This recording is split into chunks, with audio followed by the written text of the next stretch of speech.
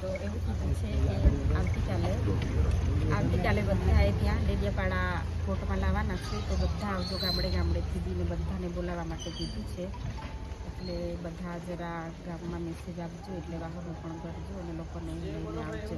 અને બીજું એ પણ એવું છે કે એમને 2 વાગ્યાથી અટકાયત કરેલી છે અને આ લોકો ટાઈમ 6-7 વાગ્યાનો મારે છે. એટલે અમે પણ નથી સાઈન કરી, સાહેબે પણ નથી સિગ્નેચર કરી, એટલે એમાં 2 વાગ્યાનો ટાઈમ લખાવાનો છે. 2 વાગ્યાથી અટકાયત કરી છે એ લોકો. 2 વાગ્યાનો ટાઈમ નથી મારતા એ લોકો અંદર. અમે રિક્વેસ્ટ કરીને આવ્યા તો એ છતાં પણ નથી લખતા એ લોકો, એટલે એમાં સિગ્નેચર કરવાની બાકી છે.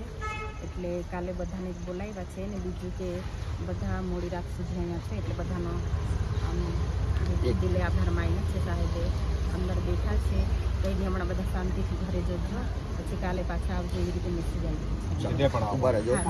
ભાઈ તમામ લોકો સાંભળી લેજો, સાહેબે અંદરથી ચેતરભાઈ મેસેજ મોકલો છે કે 2 વાગ્યાનું સાહેબની અટકાયત હતી, પણ હજુ સુધી એ લોકો સાહેબે સહી કરી નથી, બેન લોકોએ પણ નથી કરી.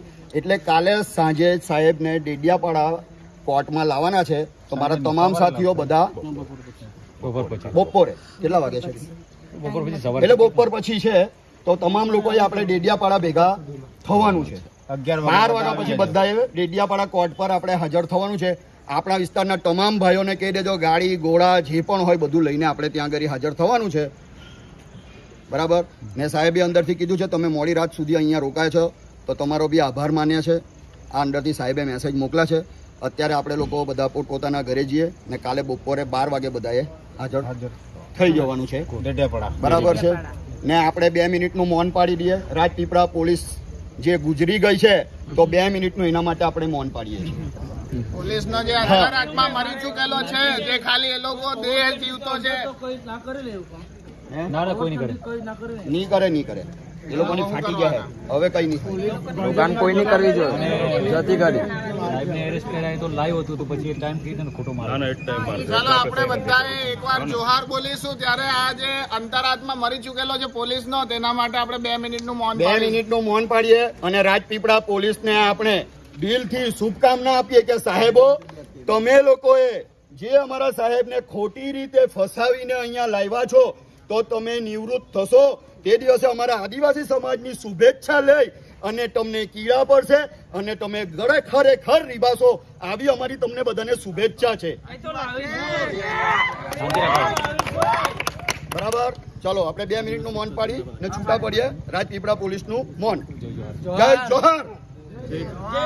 આદિવાસી એકતા, આદિવાસી એકતા જિંદાબાદ.